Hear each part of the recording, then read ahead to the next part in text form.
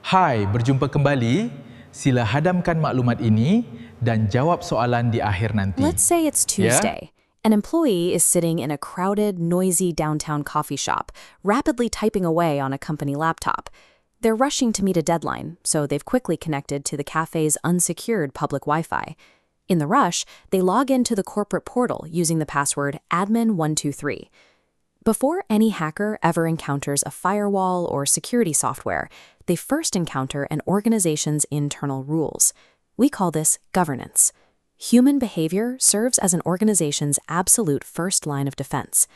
This is where security policies come in.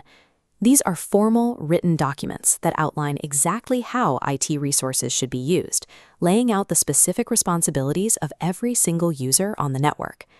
In our coffee shop scenario, that rushed employee broke two major rules. Using admin123 violates the company's password policy, and logging in over an open network breaks the remote access policy.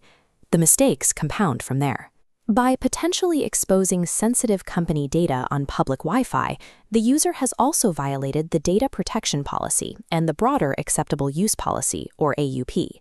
Companies build these policies based on security standards. These are highly detailed, globally recognized technical benchmarks like NIST, CIS controls, and ISO/IEC 27001. These frameworks act as the rigorous blueprint that all internal rules are built upon. But here is the reality of human nature. People get tired and they get rushed. Because human governance will inevitably fail at some point, organizations rely on automated technological defenses to catch what slips through. Back at the cafe, an attacker on that same public Wi-Fi has just exploited that weak password. They've bypassed the human rules and slipped quietly into the corporate network. This is where the Intrusion Detection System, or IDS, wakes up. Its primary job is to continuously monitor all network traffic, looking for known attack signatures or any kind of abnormal behavior. This infographic illustrates the concept well. Looking at the yellow character on the left, we can see the IDS is classified as a Pemerhati passive, a passive observer.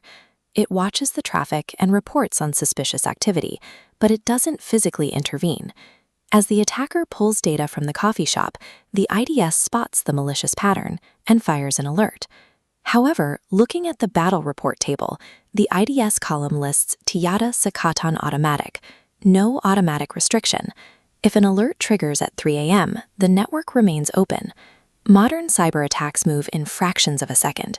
Relying on a human to manually respond is often too slow to prevent damage.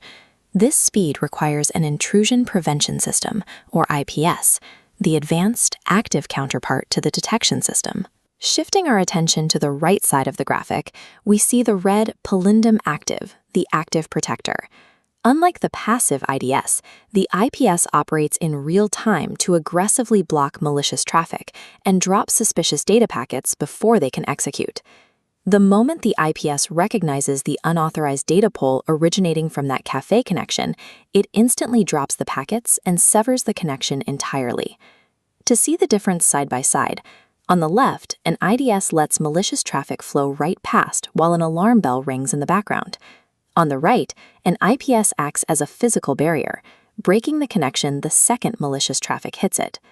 The IDS provides the visibility to sound an alarm, but the IPS provides the automated enforcement that actually stops the data theft. The IPS successfully killed the hacker's connection, but the security incident still requires manual resolution. The next morning, the organization's incident response policy kicks in. This governance rule mandates the specific human actions required after an attack, like forcing a mandatory password reset for the compromised employee and reviewing system logs. Hardware and the human element must work cooperatively. IDS and IPS act as the active, real-time technical shields, while security policies and standards provide the foundational framework that guides how those tools are managed. When these two halves connect, the technical enforcement and the human governance, they lock together to form a resilient barrier. Effective endpoint and network protection relies on technical tools and human policies operating from a single, unified battle plan. Terima kasih. Semoga pelajar semua mendapat kefahaman dan boleh bertanyakan jika ada soalan di Telegram. Bye-bye.